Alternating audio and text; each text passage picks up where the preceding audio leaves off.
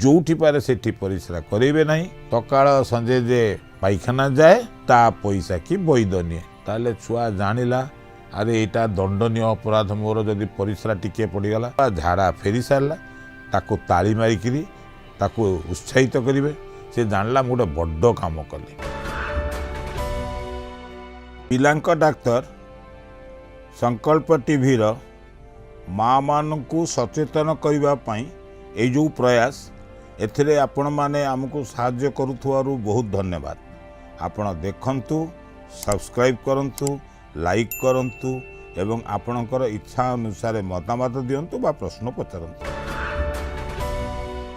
आज आमे गोटे सबुठु बड़ जिनिस विषय कथबार्ता करवा से हैला शौच तालीम अर्थात छुआ को झाड़ा फेरिबा परिश्रा करवा विषय तालीम देवा।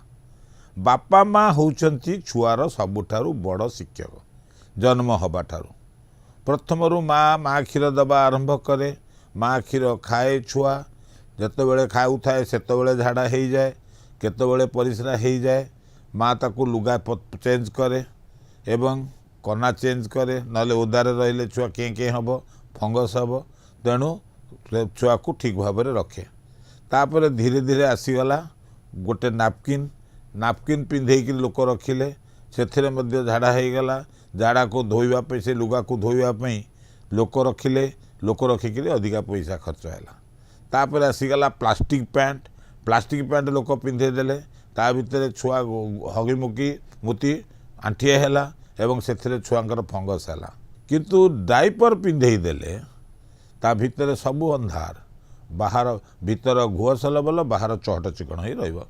मन रखि थांतु छुआ को डाइपर बांधी अंधार भीतर रखी छुआ को बहुत समय जदि ता भितर घुआ मुत रहीकि रहिला ताहले छुआर भविष्यत एकदम सांघातिक चमड़ा रोग हम समाधान कर किए भावुची तेणु ये जिनस आपण मैंने मन रखु छुआ को तालीम दबा आवश्यक केबे देबे छुआ 18 मास पर 3 वर्ष भितर तालीम देवे किछि देखिए बड़ बड़ छुआ स्कूल जाउथिबे 4-5 वर्षर होइथिबे ताकू लोक माने डाइपर पिंधि पठे दउछंती छुआ बसुची ता पाखरे जो सांग बसुची से कहते हे तू तो गुआ गंध ना मो डाइपर गुगु कर देछि।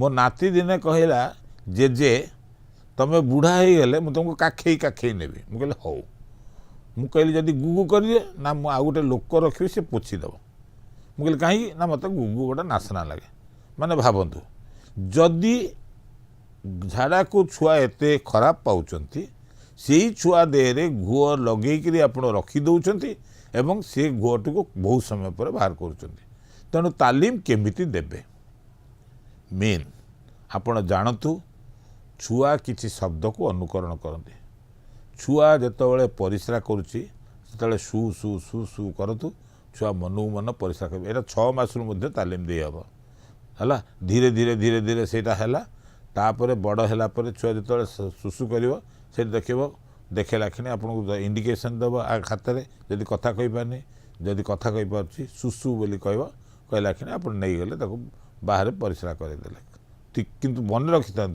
जोठी पारे सेठी परिश्रा करेंगे नहीं सबु बेले शौचालय परिश्रा करेंगे नहले छुआर से अभ्यास रही रास्ता गला बेले कह सुसु आप रोड सामने कड़े बस सुसु करेंगे तापर आसला झाड़ा फेरवा झाड़ा फेरवा कहला बेले छुआ कौन कर कुंथेब स्थिर हो कि घर गोटे कड़ को जाकि ठिया हो दी गोड़ को जोड़ी छिड़ा तापर झाड़ा जीव ये जो झाड़ा फेरवा ये मेथड या कहीं कहीं शिखे ना तेणु कौन करवा दरकार ना छुआ पायखाना बसवा दरकार आम पायखाना गुड़िक इंडियन पायखाना गोड़ फुटे दूर रहिबो तेणु सेतक जदि फुटे दूर रहा छुआ मझे तुलकिरी गली पड़ो तेणु छुआ को इंडियन लैट्रिन होते एकदम अगरे बसईदेवे पछकू जमी रही कमोड अच्छी कमोड उपर आटाचमेंट अच्छी एवं छुआपाई गोटे पटी मिले प्लास्टिक ता देहरे रखिपारे कि चेयर देहरे जदि गोटे कणा करी गोटे बासन रखिदेवे आलुमिनियम बासन ता भितर छुआ झाड़ा फेरला ताकू नहीं आपणकर पायखाना पकईदेवे ବାହାରେ ପକାଇବେ ନାହିଁ। ମନେ ରଖିଥାନ୍ତୁ, ଆପଣ ହେଉଛନ୍ତି ଆପଣଙ୍କ ପରିବେଶର ଗୋଟେ ରକ୍ଷାକର୍ତ୍ତା। ନିଜେ ଯଦି ଗନ୍ଧିଆ କରିବେ ପରିବେଶ ପୂତିମୟ ହୋଇଯିବ। ମନେ ରଖନ୍ତୁ, ଛୁଆକୁ ଯେତେବେଳେ ଶିଖେଇବେ ପ୍ରଥମେ ନେବେ ଲୁଗା ଖୋଲିବା ଶିଖେଇଲେ, ଯଦି ଲୁଗା ନ ହେଇଛି ତାକୁ ଗାମୁଛା ପିନ୍ଧିବା ଶିଖାନ୍ତୁ। ଛୋଟ ଗାମୁଛା ସବୁଆଡ଼େ ଅଛି। ପିନ୍ଧିବା ଶିଖେଇଲା ପରେ ତାକୁ ନେବେ ବସେଇବେ। ଆମର ଦୁଇ ପ୍ରକାରର ବସିପାରିବ। ଚେୟାର ଭଳିଆ ବସିବ, ଯଦି କମୋଡ଼ରେ ବସିବ। ସ୍କ୍ୱାଟ୍ ସିଟିଂ, ସେଥିରେ ମଧ୍ୟ ଝାଡ଼ା ଭଲ ହୁଏ, କାହିଁକିନା ମଳଦ୍ୱାର ଝାଡ଼ା ଦ୍ୱାର ଲାଇନ୍ରେ ରହିଥାଏ, ତେଣୁ ସେଥିରେ ମଧ୍ୟ ଝାଡ଼ା ବସିପାରିବ।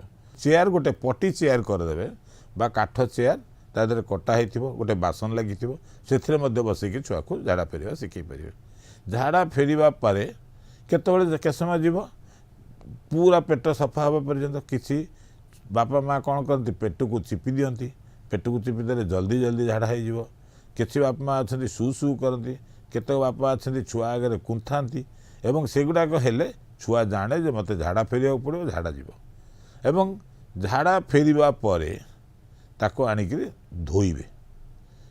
କେତେଟା ଅଛି ମେଥଡ଼ ଛୁଆ ମଳଦ୍ୱାରଟା ସଫା କରିବା ପାଇଁ। ଗୋଟେ ହେଲା କାଗଜ ବା ଟିସ୍ୟୁ ପେପରରେ ମଳଦ୍ୱାର ପୋଛିବା, ଆଉ ହେଉଛି ପାଣିରେ ଧୋଇବା, ଆଉ କେତେଟା ଜାଗାରେ ହେଉଛି ହାତରେ ଧୋଇକିରି ହାତକୁ ଆସି ସାବୁନରେ ଧୋଇବା। ସେଟା ମା' କରିଦିଏ ଏବଂ ଛୁଆ ଟିକେ ବଡ଼ ହେଇଗଲା ପରେ ମା' ଶିଖେଇ ଦିଏ। ପୁଅ ପିଲାଙ୍କର ପଛ ଆଡ଼ୁ ଆଗ ଆଡ଼ୁ କରିପାରିବେ, ଝିଅ ପିଲାଙ୍କର ଆଗ ଆଡ଼ୁ ପଛ ଆଡ଼କୁ କରିବେ। ନହେଲେ ଛୁଆ ଝିଅର ମଳଦ୍ୱାରରୁ ଯେଉଁ ମଳ ଆସୁଥିବ, ଯଦି ପରିସ୍ରା ଦ୍ୱାର ଲାଗିଗଲା ଝିଅର ପରିସ୍ରାରେ ଇନଫେକ୍ସନ୍ ହେବ ବା ୟୁରିନାରୀ ଟ୍ରାକ୍ଟ ଇନଫେକ୍ସନ୍ ହେବ। ତେଣୁ ଝିଅମାନଙ୍କର ମନେ ରଖିଥାନ୍ତୁ, ଧୋଇଲା ବେଳକୁ ଆପଣ ଆଗ ଆଡ଼ୁ ପଛ ଆଡ଼କୁ ହାତ ମାରି ଧୋଇବେ, କିମ୍ବା ଯଦି ପୋଛୁଥିବେ ଆପଣ ଭଲ ଭାବରେ ଆଗ ଆଡ଼ୁ ପଛ ଆଡ଼କୁ ପୋଛିବେ। ଯେଉଁ କାଗଜରେ ଆପଣ ପୋଛିଲେ ସେ କାଗଜକୁ ଠିକ୍ ଭାବରେ ଡିସ୍ପୋଜ୍ କରିବେ ଏବଂ ବାହାରେ ଫିଙ୍ଗିବେ ନାହିଁ। ଏବଂ ଯେଉଁ କର୍ଣ୍ଣରେ ଇଏ କରିବେ ତାକୁ ଗୋଟେ ଜାଗାରେ ପକାଇକି ରଖିବେ ଆଣ୍ଟିସେପ୍ଟିକ୍, ଏବଂ ତାକୁ ପରେ ଧୋଇପାରିବେ।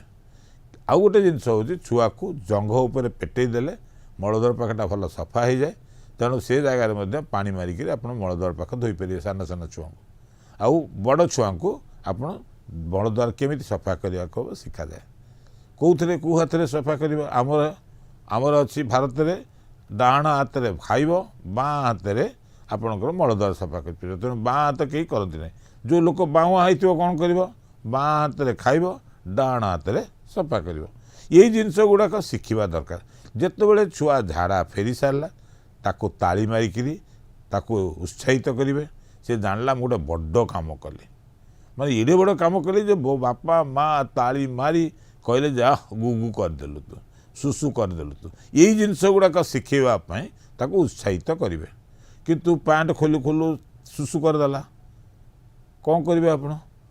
କାହିଁ ମୁତିଲୁ, ଗନ୍ଧ ହେବ, ଇଏ କରିବ, ତାକୁ ମାଇଲେ, ତାହେଲେ ଛୁଆ ଜାଣିଲା ଆରେ ଏଇଟା ଦଣ୍ଡନୀୟ ଅପରାଧ, ମୋର ଯଦି ପରିସ୍ରା ଟିକିଏ ପଡ଼ିଗଲା ଆଉ ମୁଁ ଝାଡ଼ା ଫେରିବିନି କି ମୁତିବି ନାହିଁ। ତେଣୁ ମୁତିଲା ନାହିଁ। ନ ମୁତିଲା ଫଳରେ ପେଟ ଫାମ୍ପିକି ରହିଲା, ଛୁଆ ଖାଇଲା ନାହିଁ। ଝାଡ଼ା ନ ଫେରିଲା ଫଳରେ ଝାଡ଼ା ଭିତରକୁ ଚାଲିଗଲା, ସେ ଏକଦମ ହାର୍ଡ଼ ହେଇଗଲା। ଟାଣ ଝାଡ଼ା ପଥର ଭଳିଆ ଖସିବ ଛୁଆର ଝାଡ଼ା, ଏବଂ ନହେଲେ ପେଟ କାଟିବ। ଛୁଆ ସେଇଠୁ କହିବ ମୋ ପେଟ ବହୁତ କାଟିଲାଣି, ମୁଁ ଖାଇବି ନାହିଁ। ଏବଂ ଏତକ ହେବାର କାରଣ ସଠିକ୍ ସମୟରେ ଝାଡ଼ା ନ ଯିବା ଯୋଗୁଁ ହୋଇଛି ଏଇଟା। ତେଣୁ ଏଇଟାକୁ କୁହନ୍ତି କବଜ। କବଜ ହେଲା କ୍ଷଣି ସେଠୁ ଜେଜେମା କହିବ ହେଇ କବଜ ହାରି ଦେ, ଇଏ ଦେ, ଏଗୁଡ଼ିକ ଦେଲା ଫଳରେ ଏତକ ଦବ କାହିଁକି, ଛୁଆକୁ ଠିକ୍ ଭାବରେ ଝାଡ଼ା ଫେରିବା ଶିଖେଇବନି କାହିଁକି। ଆମର ଅଛି ସକାଳ ସଞ୍ଜେ ଯେ କ'ଣ ଯାଏ, ସକାଳ ସଞ୍ଜେ ଯେ ପାଇଖାନା ଯାଏ ତା ପଇସା କି ବୈଦ ନିଏ। ତାମାନେ ସକାଳ ସଞ୍ଜରେ ଝାଡ଼ା ଗଲେ ପେଟ ସଫା ରହିଲେ ଆପଣଙ୍କୁ ଭୋକ ହେବ ଏବଂ ଆପଣ ବଢ଼ିଆ ଖାଇବେ ଏବଂ ନିରୋଗ ରହିବେ।